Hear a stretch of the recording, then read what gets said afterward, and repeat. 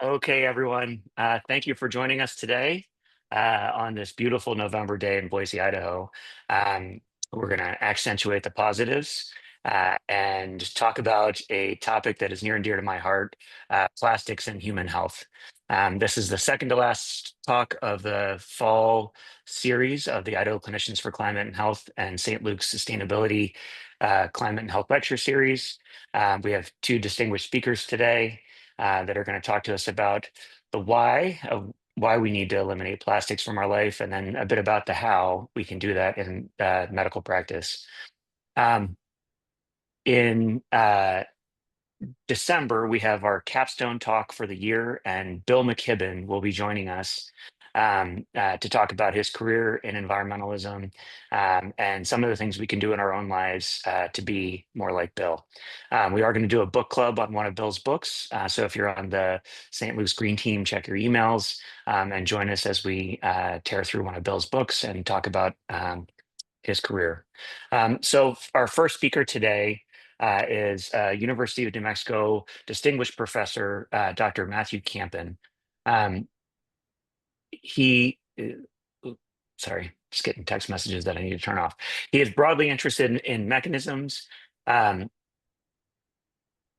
underlying the systemic and neurovascular impacts of environmental toxicants, including wildfire smoke, nanoplastics, metals, ozone, and e-cigarette aerosols. He currently leads the University of New Mexico Center for Metals in Biology and Medicine, which has established a new core for integrative analytical chemistry that emphasizes a single cell and spatial platforms for analysis. This core has also developed innovative methods for assessing nanoplastics in clinical and pathological specimens. Dr. Campen received his PhD from the UNC School of Public Health and Environmental Science and Engineering before conducting a postdoctoral fellowship in pulmonary physiology at Johns Hopkins. Dr. Campen, take it away. Awesome. Thanks, Ethan. Appreciate the introduction and the invitation to be here. Hopefully we give you a really strong perspective between Dr. Ong and myself. I'm going to talk specifically about some of the research we've been doing, trying to understand how much plastic is actually in the human body. And I want to start this by saying we don't know that it's unhealthy yet. We don't know that it's unhealthy at the levels we're seeing. But what we do know is that this stuff is ubiquitous and it's getting worse. And I love this. This is an image of one of my postdocs who went to a community cleanup of the Camilla Point beach in the big island of Hawaii, showing this pipette tip, which washed up from the Pacific Ocean. And that's clear evidence that the biomedical community is having impact just as much as we're trying to solve the problem.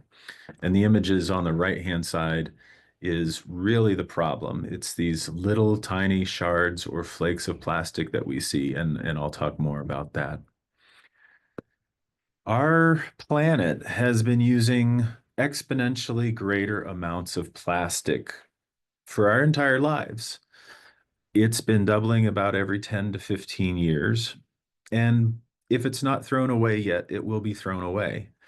The problem is that the recycling, it's not a complete lie, but it's a bit of a lie. We don't do a good job of recycling, and often the small amount, like 10% of the stream that gets recycled, ends up only getting recycled once and ends up back in landfill anyway.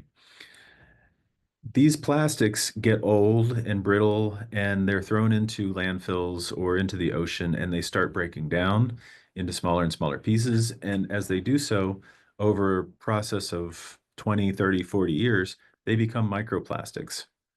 So when you look at the curve of microplastics as measured in the surface of the ocean, you can see that it is also exhibiting this exponential growth of a doubling every 10 to 15 years.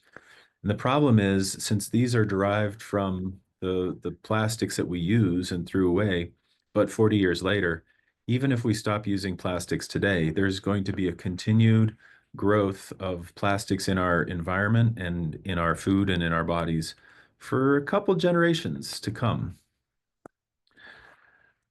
The plastics, as I mentioned, break down from the large macroplastics that we use all the time, and they become old and brittle and become microplastics, and that's usually defined as anything over 1 micrometer. And just as a reference, 10 to the third nanometers is 1 micrometer, 10 to the fourth is 10, 100. Cells are in this 10 to 100 micrometer range, and certainly we see plastics in that size. But then they continue to break down further and they become nanoplastics. And what I'm going to talk about are these novel observations and measurements of plastics that are not much bigger than viruses in the 100 to 200 nanometer range. If I can impress upon people anything today, it's that we're not really getting a lot of plastics, microplastics from fresh plastics. I always have this prop water bottle with me. This is not going to give me a whole lot of microplastics, and I can fill this water bottle 10,000 times and empty it, and it'll still resemble a water bottle. But if I throw it away in about 20, 30, 40 years, it'll become this entire mass will become microplastics. So that's really the problem is we've built this into our ecosystem. It gets into our groundwater, it gets into our crops, and we eat it, and we accumulate it. So my lab has sort of pushed past a lot of the routine stuff we used to do, where we would take some model plastic and expose mice or expose cells and look at toxicity, because we felt that we didn't know what we were doing. We didn't know what dose to use. We didn't know what material to use or what shape. So we threw our hands up and said, let's start from scratch. Let's enter a realm of complete ignorance and assume that we need to start doing things differently. What people have done for the last 20 years is use a visual spectroscopic technique to identify particles and show using Raman spectroscopy or FTIR, Fourier transform infrared spectroscopy, that particles that you pull out of tissues or from the ecosystem have a signature, a spectroscopic fingerprint that says that it is a polymer. And that's a great technique for that purpose. But the problem is it's limited to large particles, things that are greater than 5 microns, micrometers. And those are probably not super relevant to what the body can absorb. I've been an inhalation toxicologist all my life, and we know from what we breathe that we talk about PM 2.5. That's things that are smaller than 2.5 microns that can be absorbed into the lungs, get into the body. We know that smaller is more worrisome. So my group decided we needed to tackle this a different way. Uh, and we are using a more complete cumulative mass spectrometric approach. It doesn't tell you the size of the particles, but what we do is look at all the particles that we collect and develop a spectral fingerprint that can be quantified. So we can tell you not just how many particles there were, but we can tell you um, what the mass concentration was. And as an analogy, if you go to your primary care physician and they ask you about your cholesterol, you don't report back the molecules of cholesterol you have in your body.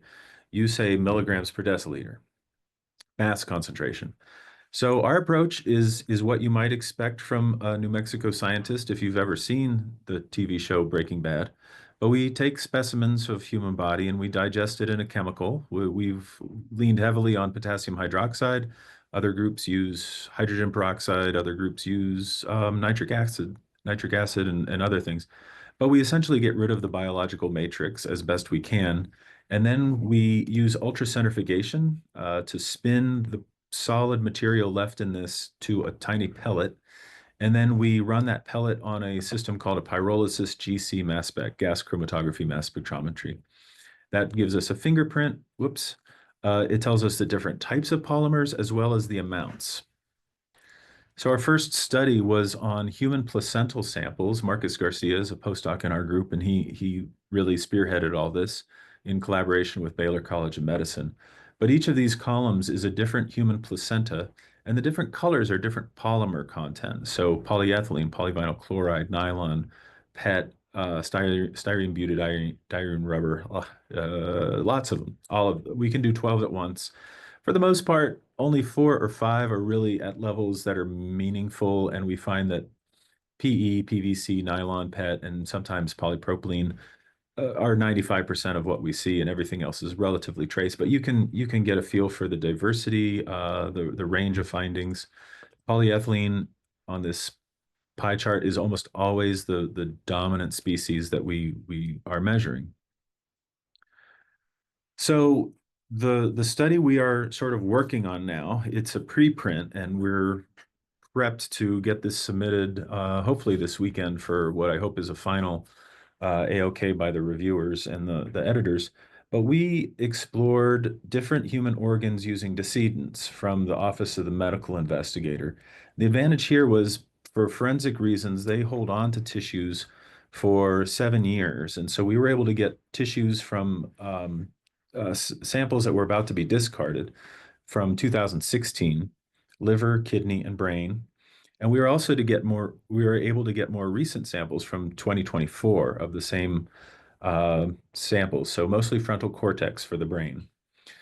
Um, the data showed pretty clearly in my eyes that from 2016 to 2024 in the liver and the brain that the concentrations are increasing. Not so much in the kidney, and I don't really have a great explanation for that yet. But the other observation we had was that the brain was 10 to 20 times the concentration of any other organ. Um, the little orange dots there, just for reference, were data generated with a colleague at Oklahoma State who was able to run those independently and derived essentially the same range of data for the brains that we were seeing with his pyrolysis GC mass spec. These cohorts were really well matched for being otherwise random decedents that we got from the hospital or from the OMI. So the ages were about the same, the balance of sex and race and cause of death were relatively this similar, although there were less substance use cases that we pulled from the 2024 allocation. That's just random chance. There's no real trend to be derived there. And the graph on the right shows you an interesting finding, which is the age of the individual does not seem to be a driver of accumulation. This is not something we just collect over time. There's probably a relatively long-term, um, what would you say, like equilibrium that we hit, pharmacokinetic or toxicokinetic equilibrium of uptake, but it balances with clearance at some point. That's where we are with these data. In the review of this paper, reviewers asked us to grab 2 more sort of cohorts, one being an earlier time cohort, and we were able to reach out to Duke University. Andy West there had a couple dozen samples. I've got them representative as 2024 or 2004 on this graph, but they were really from a wider range. This was simpler for presentation. But basically, they're lower. These East Coast brains continue this same trend from 2016 to 2024. You can see this linear increase is still, that's the third group doesn't change that. The purple dots were that was the other group that was requested, and that's dementia cases. So we had 12 total, 6 were Alzheimer's, 3 vascular, and 3 other, and they're all much, much higher. We're trying to do more QA QC around these data. They're probably not this high as we're removing more of the biomatrix and making sure our numbers are solid, but I can tell you that they are still higher than normal. Um, I'm probably going to skip over this, but the numbers we derive are, there's potential that we're overestimating. There's also potential that we're underestimating. The fact is there are some residual biomatrix components in our assay that may be interfering, especially with polyethylene. But on the other hand, we may be underestimating because these particles look like such old plastics that normalizing the comparison with fresh plastics is going to lead to an underestimation of the total concentration. And just to show you, so polyethylene is one of those main drivers, and you can see that that's consistently increasing over time. But when we look at the next 3 most high content, you can see that all of these, polypropylene, polyvinyl chloride, and to some extent styrene butadiene rubber, are all increasing in these samples over time. just as a side note, we've been looking at the same brain. We have an entire right hemisphere, and we're trying to look different regions and map out where it seems to accumulate. We haven't got that 3D model yet, but I can tell you pretty convincingly that there is a greater accumulation in white matter than gray matter, whether you're polypropylene or polyethylene. Um, okay, so where do these things get into the, like, how do they get in and where do they accumulate? So we work with Rama Gulapalli, who's associate professor in our department of pathology, and he has a it's not a novel technique, but he's innovated on it related to this polarization wave microscopy. And essentially, we're not sure that these are plastics, but they are particle inclusions in the tissue that have a refractile nature. And so what's fascinating to us is that you can see this clear hotspot inside the glomerulus as well as down along the distal tubule. So it seems like the kidney is able to clear or trying to clear these things. Whereas in the liver, we tend to see them largely in the lipid droplets within the liver. You can see these sort of kaleidoscope haystacks of fibers. We've done some energy dispersive spectrometry and shown that these are all carbon-based. They're not titanium dioxide or other kinds of weird mineral shapes or compositions. In the brain, it's really hard to see these, and I think the problem is they don't agglomerate or accumulate, and they tend to be isolated individual particles, and they're all smaller than a micron.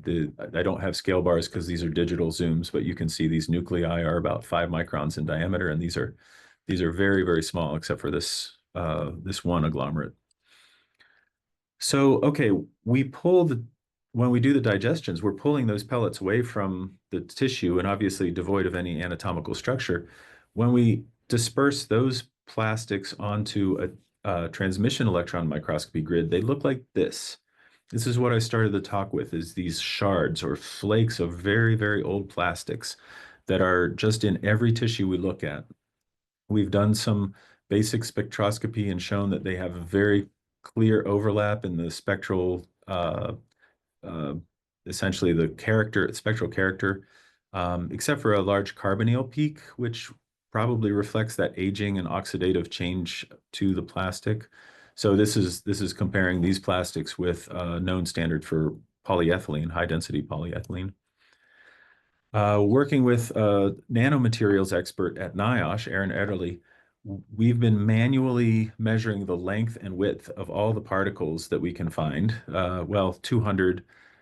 We do 200 particles per sample per person.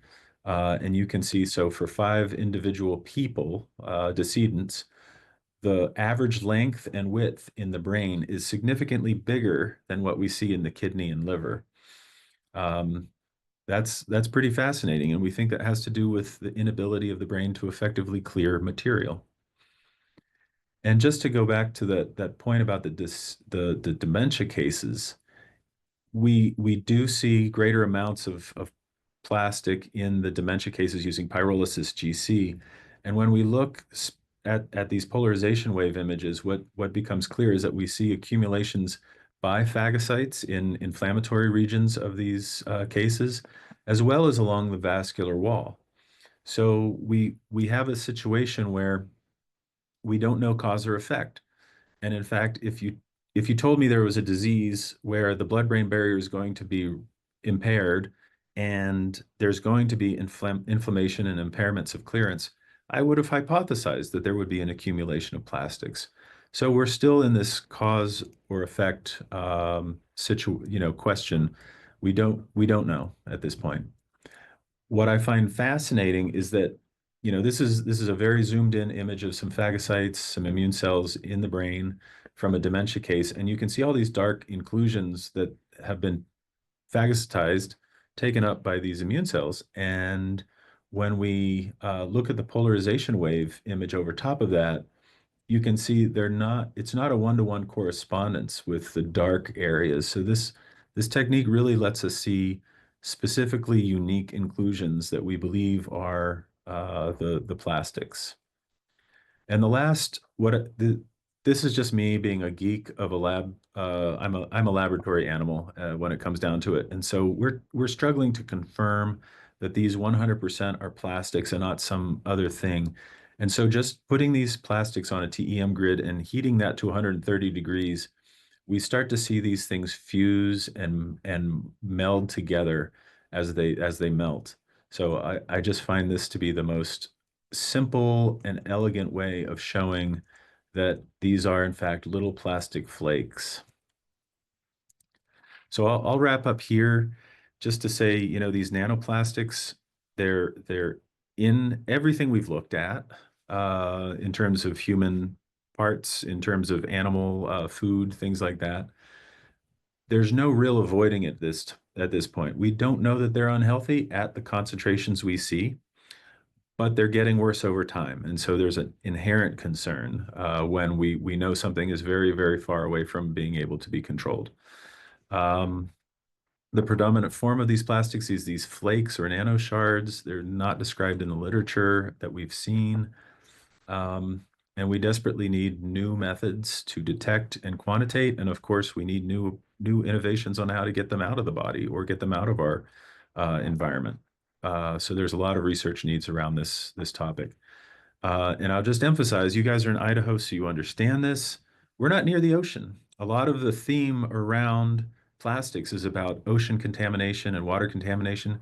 It's clearly much more insidious throughout our agricultural system, and that's putting us at we're vulnerable. And I'll just thank all the wonderful people I get to work with on this, especially Eliane El Hayek and Marcus Garcia, who have generated most of the data that I shared today. So yeah, thanks. Thank you so much, Dr. Campen. Really great tour of the problem. Now we're going to have Dr. Hilary Ong speak to us about sort of the plastic problem in healthcare. So Dr. Ong is a physician and associate professor of pediatric emergency medicine at the University of California, San Francisco. Her research and academic pursuits focus on waste reduction and decarbonization in emergency departments, as well as adaptation and climate disaster preparedness for pediatric care.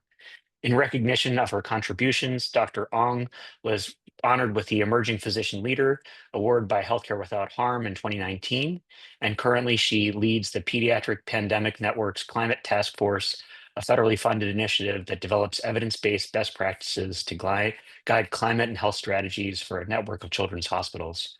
Dr. Ong also leads the Climate Hub, a bi-monthly nationwide educational webinar hosted by the UC Center for Climate Health and Equity.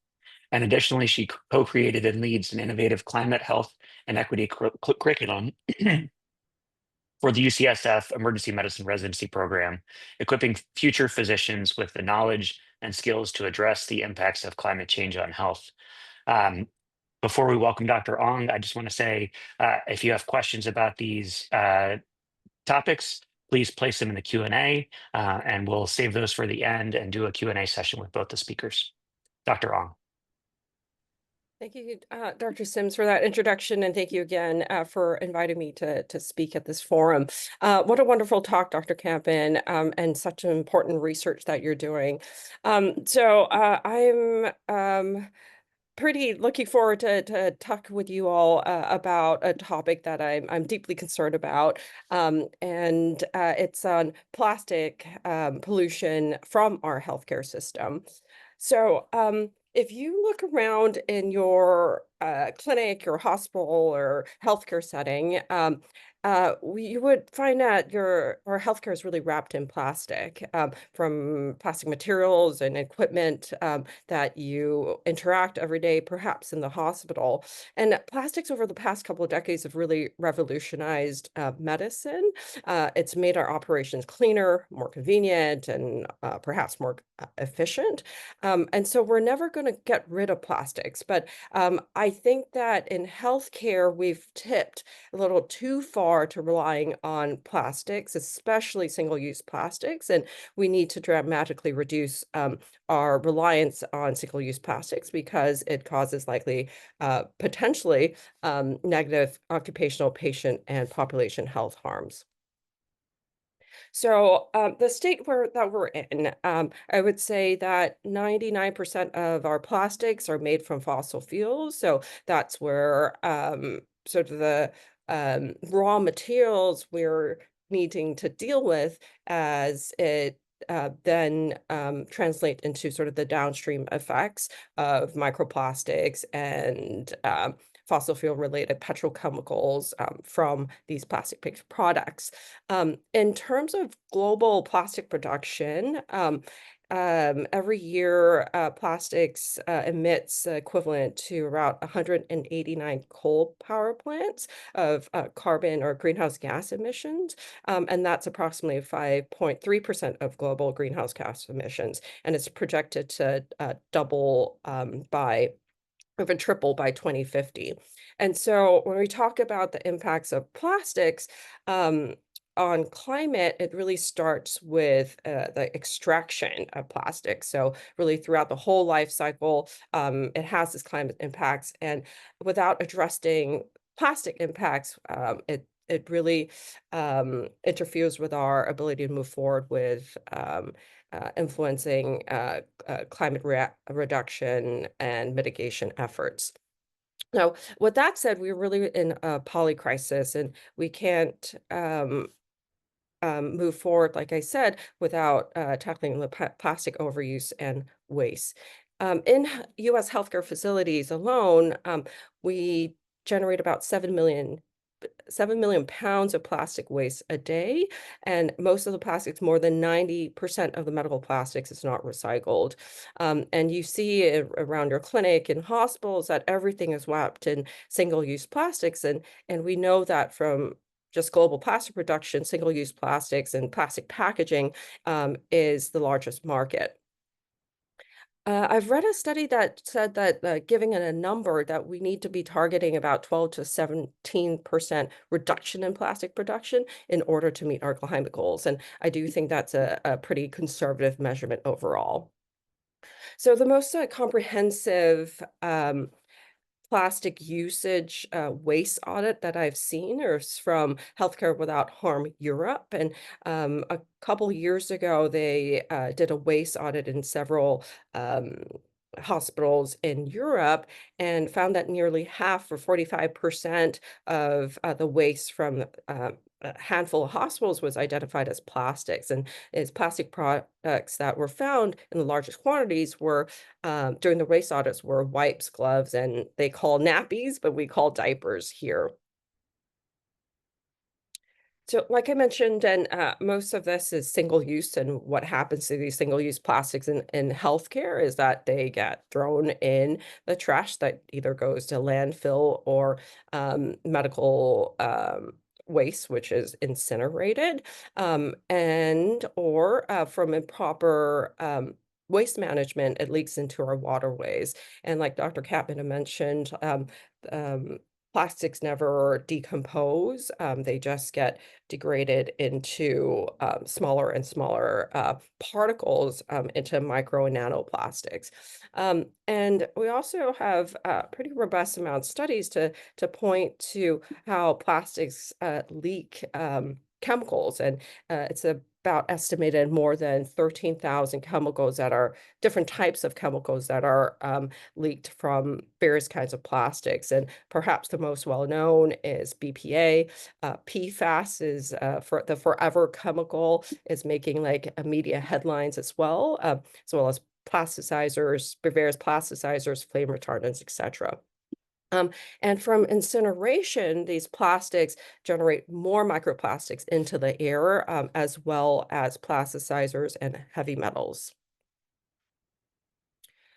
So like Dr. Campen had mentioned, we are exposed to all forms of plastics in our daily life through the food we eat, the water we drink, and the air we breathe, and the products we put on our skin. But we don't often think about the plastics we're exposed to in the healthcare settings. And there is definitely a dearth of study to look at this, but some chemical studies have looked at the different types of plastic material that's used in healthcare.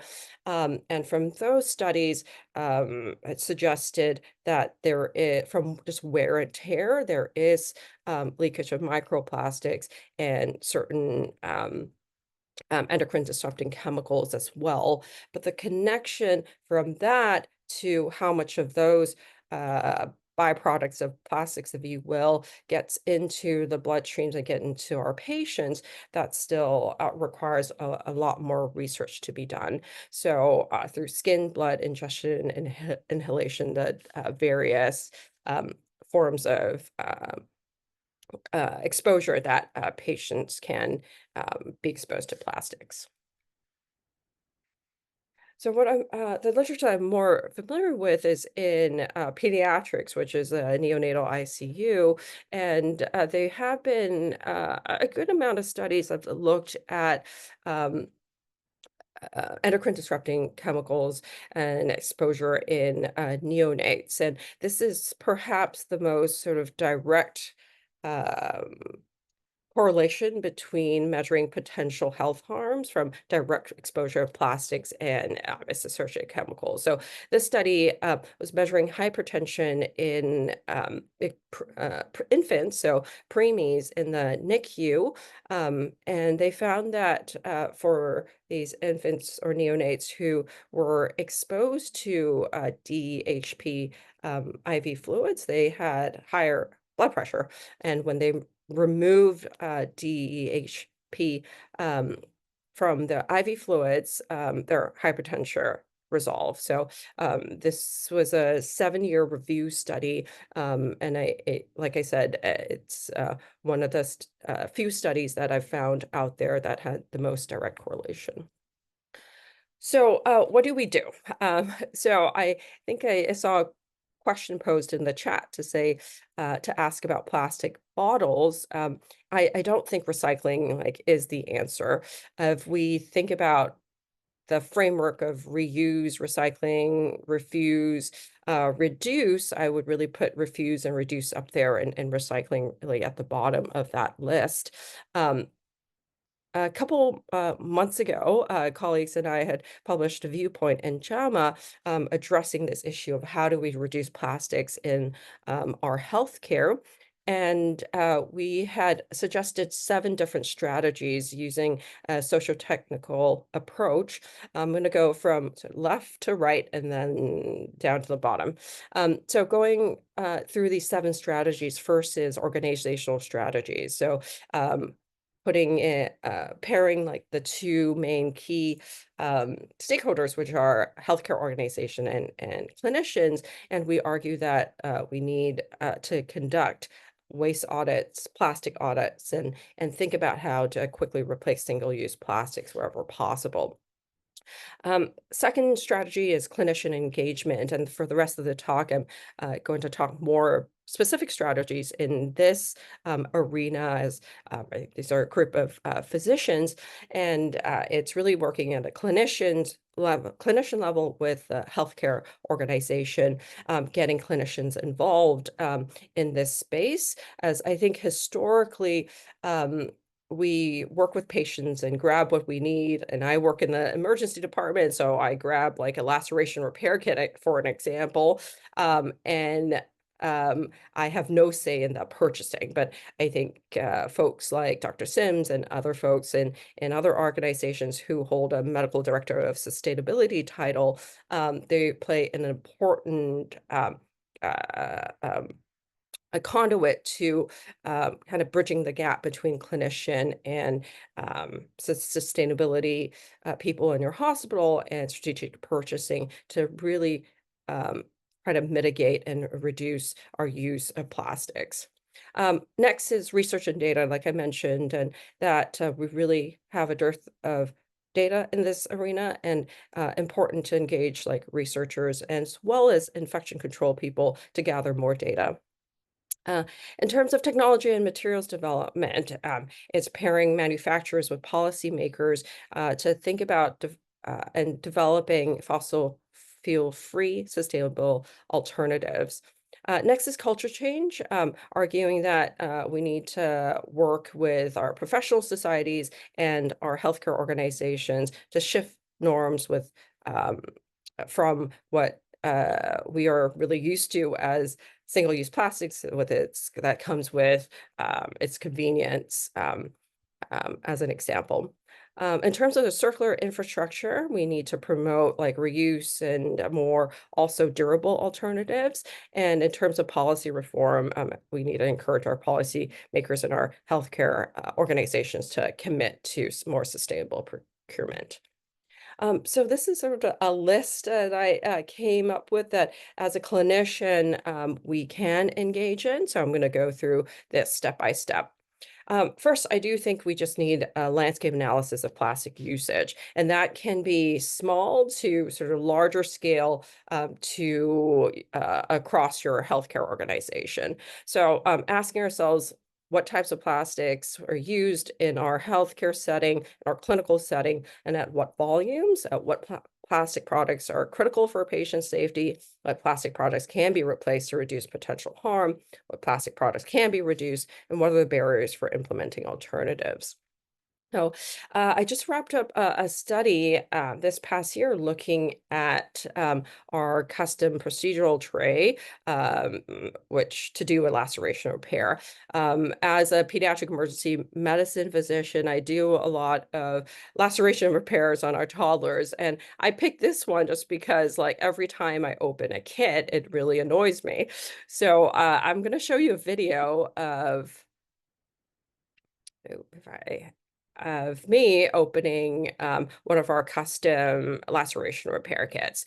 And out of the 36 individual items in this kit, I routinely maybe use two things, needle driver and scissors, and the rest of the kit is tossed. And I hope I don't need to, and I wish I don't need to open the kit, but the issue is that like I can't find a needle driver in my emergency department without opening an entire kit. And the project is really, the goal of the project is really to address this. So what we found is that from our waste audit, that 100% of our providers open a kit because, like I mentioned, we don't have an alternative to use reprocessable or just single-use individual items, and that 70% of the materials in the kit, so very similar to my practice, are completely unused, and because they're all single use, they're thrown away. And when we surveyed our my colleagues in the pediatric emergency department, they said, yes, we only need the scissors, forceps, needle drivers, and gauze. And so when we sort of compared a waste with what is being practiced and what is the ideal practice, we could potentially reduce our waste by 58% and carbon emissions by 40 to 50%. Most of this waste, as you can see in the video, is plastic-based, from the plastic wrapping to, I don't know why you need needle drivers in a styrofoam, and then plastic wrapping to the single-use plastic trays. I think another resource that we can reach to is Choosing Wisely, which is led by the ABIM, and the whole goal of the Choosing Wisely campaign is to advance a national dialogue and avoiding unnecessary medical tests and treatments and procedures. And I just pulled up one of the key recommendations for PEDS EM. Which is the number 5 recommendation is not to obtain viral testing for patients who have a suspected viral illness. We know that the viral panel testing swabs and kits generate about 22 kilograms of plastic waste per 1,000 PCR tests. So it's not only, I think, good patient care, but from a sort of sustainably QI and plastic waste reduction perspective, I think Choosing Wisely sort of framework and recommendations is something that we can help promote for many good reasons. Third is, I would say switching to reusables and reprocessables, reprocessable equipment. And I really lean on my friend and colleague Cassie Thiel's work. And she always says, like, go retro. So we used to use a lot of glass and stainless steel back in the day, and we might need to go back and lean more on these types of materials. And I pulled one of her papers, which I love. She looked at the OR for ophthalmologists who would do certain like eye care procedures, and argued that certain plastic single-use plastic products like the plastic basins, cups, can be transitioned to metal and reusable um, um, plastic basins and plastic cups, and also replacing the single-use blue wraps with reusable hard containers. So the blue wraps that we use, that the surgeons use in the OR to just keep all the instruments clean, that actually can be just the instruments can be placed in just a hard containers that can be sterilized. And there's certain plastics, so not single-use plastics, there's certain plastics or durable plastics that we don't necessarily have to toss out. And this is, I think, part of the triaging I was talking about. So we can reuse and clean certain durable, like hard plastics, and potentially recycle those. So again, triaging, reducing our single-use plastics, and perhaps thinking about keeping those durable plastic bins if necessary. A fourth sort of initiative we can think about engaging is considering what are the alternatives to plastics. And there's a lot of emerging materials and technologies, the non-plastic based materials, but I think we need more data. There's a new study that's out of Yale, did an LCA on certain biodegradable plastics. And I believe that study found that 50% of what's biodegradable plastics are fossil fuel based, and that gets leaked in the environments, and that generates microplastics. And it does degrade quicker than more traditional like fossil fuel plastics, but it still lingers in our environment. And how like these biodegradable plastics get digested is through this process you can see on the right, an industrial composting and anaerobic digestion, but that also generates greenhouse gas emissions as well. So I think like in terms of thinking about alternatives, we really need good data to back that up to make sure that it is trying to achieve our goal, which is fossil fuel plastics and decreasing our carbon footprint related to that. Last, educating and advocating. I think we're in this space because we are concerned. We have the knowledge, we have the passion. We need to educate our colleagues and educate our patients and the public. I'm part of Healthcare Without Harm. I'm also a key speaker, or sorry, a volunteer speaker for Beyond Plastics, and two great organizations with great resources. So please check them out. I have a link, I think, in my list of resources that I'll show you later.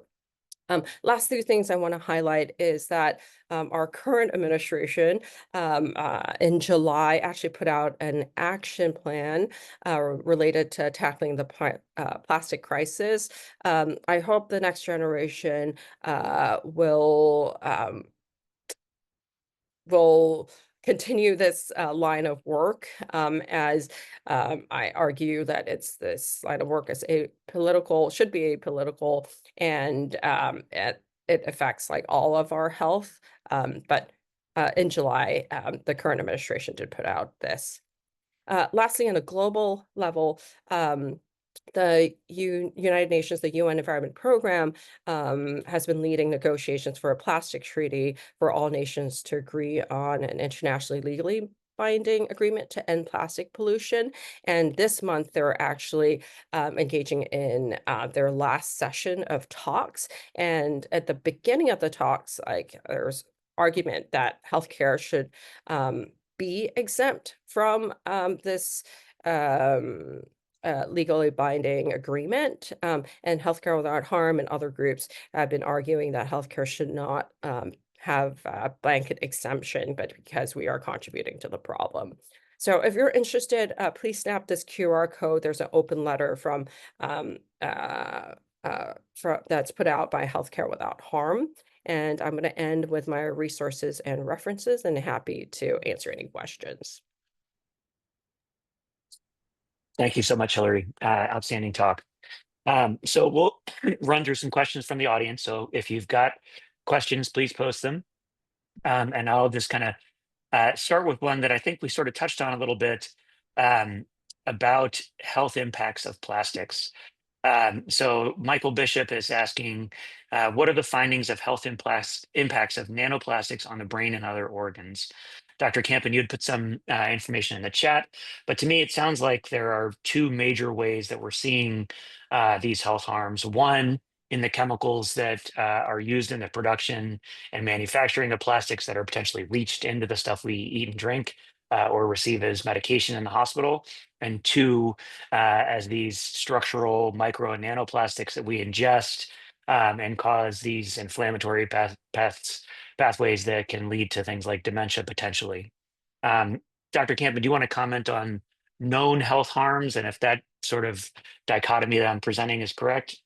Yeah, and you're correct about the chemicals throughout the lifespan of plastics, from production that's air pollution coming out of smokestacks in Cancer Alley in Louisiana, to the phthalates and bisphenols that leach out in when they are in products that we ingest. So those are all concerning, and they're definitely linked to all sorts of health effects. The plastic particles, though, really, we're just at the cusp of being able to measure these things at all. And so just haven't tied them to real health outcomes yet. I mentioned Rafaela Marfella's paper in New England Journal back in the spring. There's an interesting relationship between the amount of plastics they measure in the carotid artery and subsequent 3-year risk for a cardiac event. It's like 3 or 4-fold higher, but it's associative. There may be good reasons why those plastics are getting into that carotid artery related to inflammation or the amount of lipid in that carotid artery to begin with. So, they could simply be a marker of risk rather than a cause. Interesting. Dr. Ong, someone's asking, we're considering a reusable sharps container program, but it's more costly than our current disposable sharps container, making it a hard sell to administration. How can we quantify the health benefits of moving away from single-use plastics? That is an excellent question, but I think a very complex and tough question to answer. I think many factors. One is that from a healthcare organization standpoint, they need to be, I think, committed and convinced. Leadership needs to be convinced that it is an upfront an investment, but perhaps a long-term sort of savings and commitment in decarbonizing your healthcare system, your healthcare organization. So going back to sort of decarbonization and how single-use plastic can contribute to that.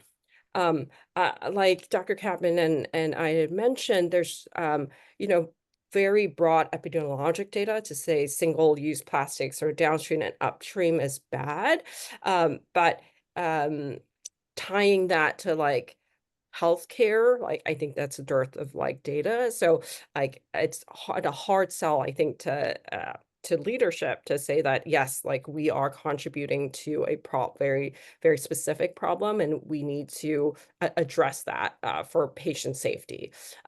We just don't have a lot of data to make that very direct link and argument. So, I'm sorry, a little bit hand-wavy answer, but, it is quite a hard sell. Yeah, and I do think we've seen a number of examples where the total cost of ownership of these reusable devices is significantly lower. And we just have to get administrative leaders to look at that TCO, that total cost of ownership, not the upfront costs. Mhm. And you'll see that the cost savings are significant. And the other thing I would add to that is we know that the Joint Commission has explored regulation associated with sustainable metrics in healthcare, is now offering certification, but I'd be surprised if there wasn't some real regulation associated with practicing sustainably in the next 5 to 10 years. And these are low-hanging fruit, easy examples of how we can reduce waste from healthcare with things like reusable sharps containers, because it is a ton of plastic if you're using those disposable ones. That's a really good point, Ethan, in that I think coaching it as like a total waste reduction, because inherently we're going to reduce plastics, as most of healthcare is plastics right now. Yeah. Quick question for Dr. Campen. For the older biologic samples like those brains from the Duke lab, were they stored in plastics? And is there any chance that storage in that plastic container would somehow infiltrate an inert subject? Yeah, no, not really. So, we're measuring concentrations in those older samples that are about 1,000 micrograms per gram, and they've been stored in plastics for 20 years, whereas the ones stored in plastic for 1 to 3 months had 5,000 micrograms, far greater amount. So we don't view those plastic containers as a meaningful contributor to these. I mean, they're either frozen or fixed in formalin, so there's not like things are flowing in and out of those tissues. They're just stagnant. Okay. So no bias from that storage container. For Dr. Ong from one of our OBGYNs, Dr. Mary Janowiak, years ago when I complained that hospitals switched from cloth to paper gowns, they claimed it was more environmentally friendly because the detergents used were worse for the environment than the production and waste of the paper. Where does the reality lie with this argument? Is it, is the reuse process more harmful than the buying and disposal of single-use items? Yeah, the bottom line is like there's no free lunch here. There is going to be some environmental like impact. And Dr. Janowek, I assume that paper gowns for patients, because I think like they're all um multiple plastic layers in those as well. So I don't think they're completely like decompostable. But please correct me if I'm wrong. So if it's like the single use like paper or I think mostly plastic base gowns, then I would argue the reusable ones are more quote unquote environmentally friendly. And there's like studies to back that up as well. I don't have those numbers like on the top of my head. But yes, like there is environmental like impact from the washing and laundering of the cloth gowns, but overall, I think cost savings for the hospital, and also a better environmental footprint for the reusable ones. Yeah, and one of the researchers that Dr. Ong mentioned, Cassie Thiel, is really an innovator in what we're called life cycle analyses or LCAs, and looking at sort of the total environmental cost from cradle to grave of objects.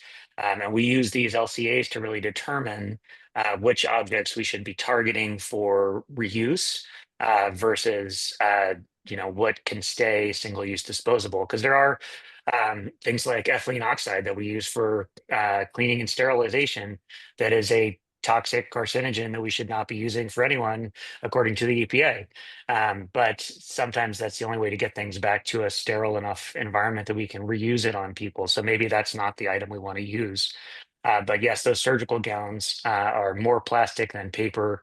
And numerous studies have shown that the cost of laundering, of owning, is more favorable for reusable gowns than for single-use gowns.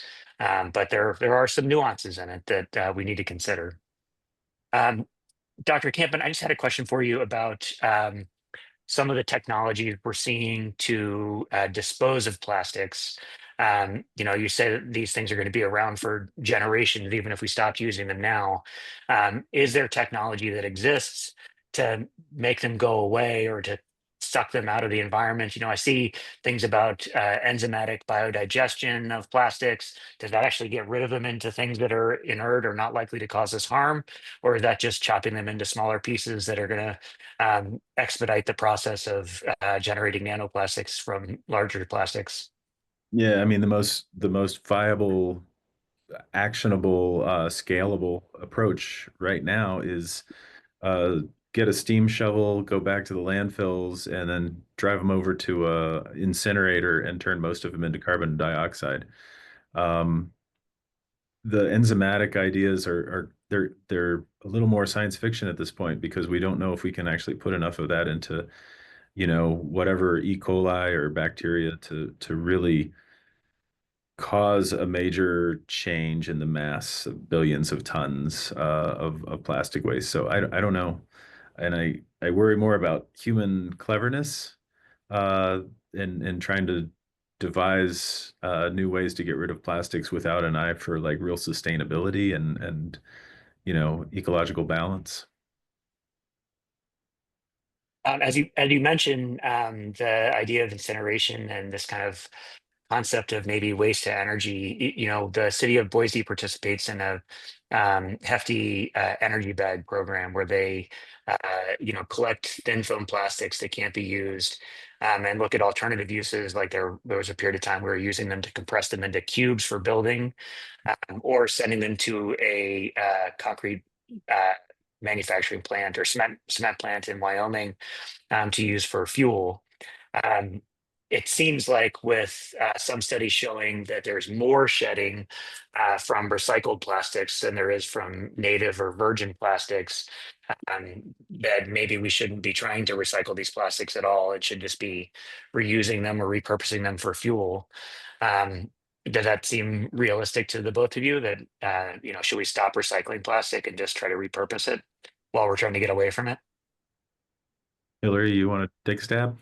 Yeah, I think we need, like I mentioned before, recycling is not the answer, but I think we need every single effort in this. So, if we can recycle like some plastic, like the durable plastics, and great. But like we need other alternative like ways to think how we're gonna get rid of the plastic we have right now.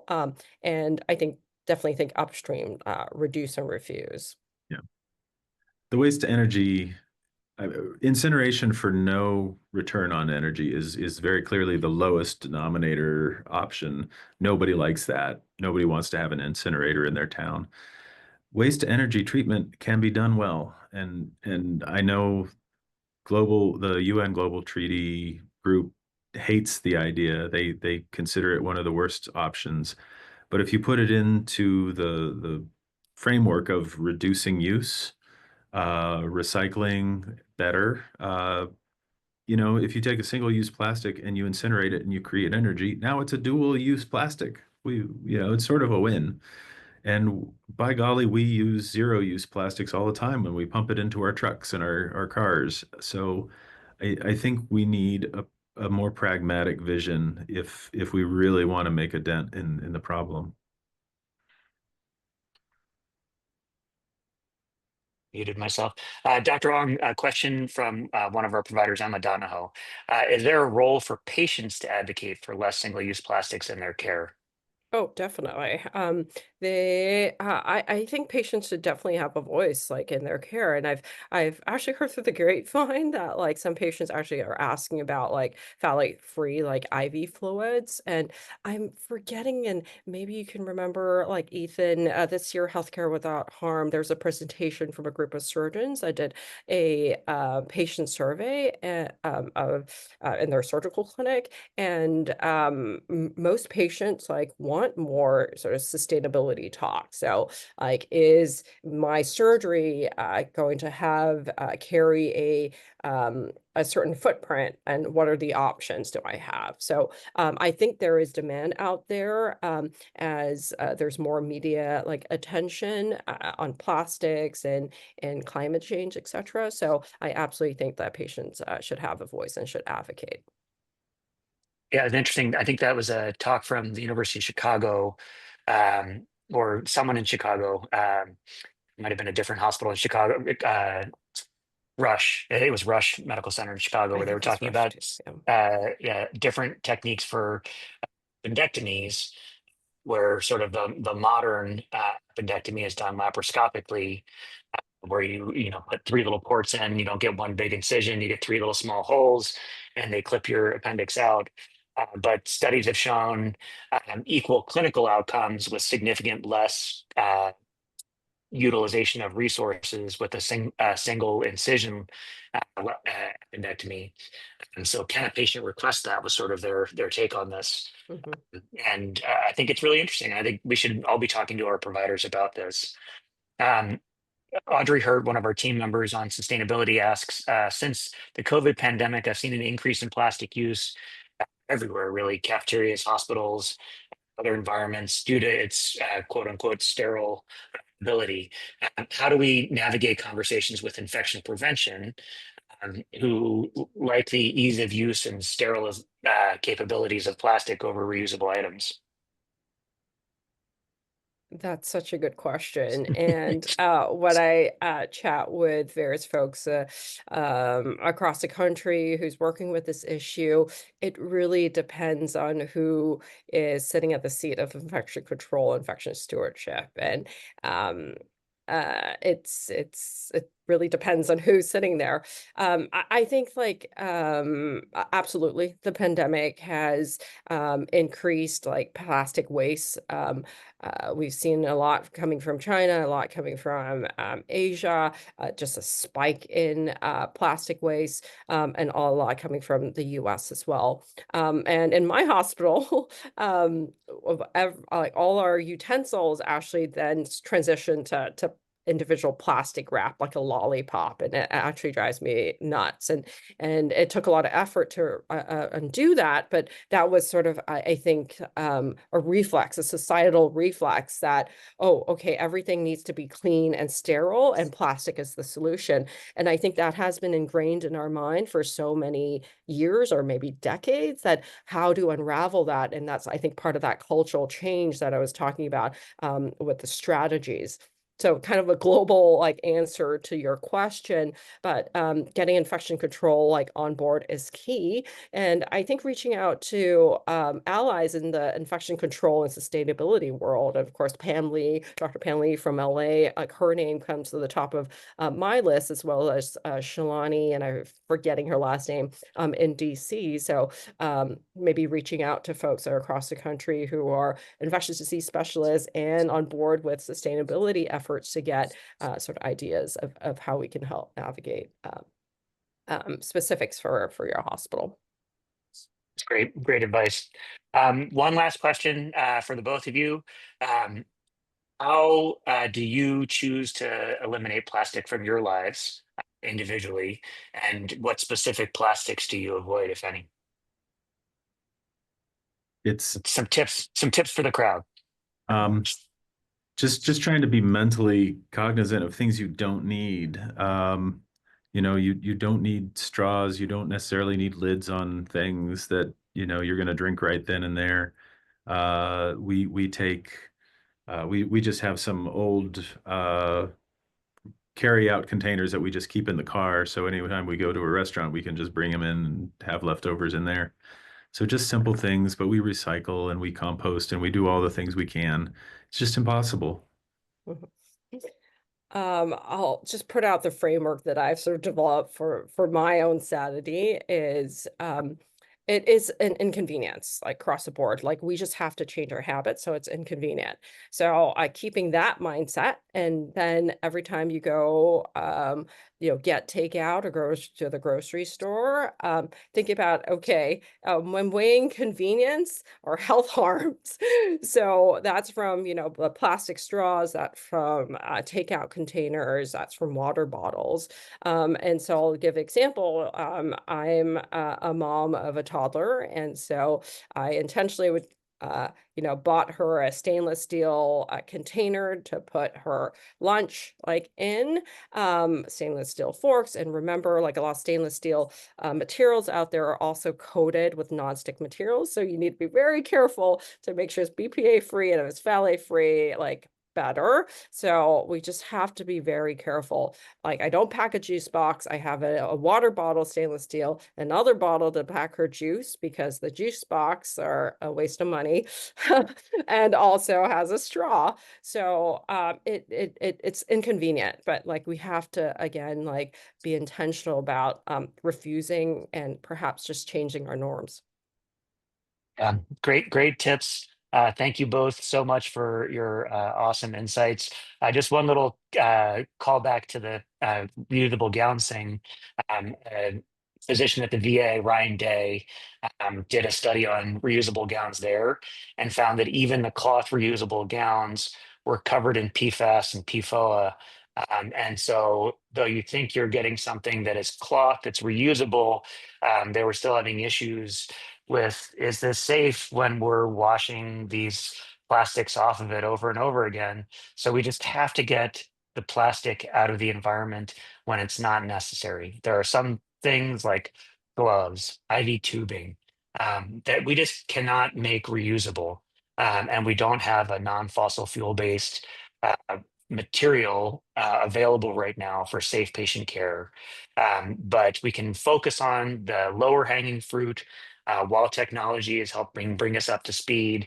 And I think everyone's role is to advocate for that technology to come around sooner, because industry is listening and wants to hear from healthcare workers about how we can decarbonize and deplasticize healthcare, but also as consumers of food, how we can get yogurt out of plastic containers and milk out of plastic bottles. And to that end, I'm excited to announce that St. Luke's is going to take on a pilot program in our provider lounges to start getting rid of plastic water bottles on January 1st. And hopefully that's something we'll be able to expand more system wide as we prove successful with that pilot. So thank you to Dr. Hilary Ong and Dr. Matthew Campen for their expertise today. We'll see you in December for Bill McKibben.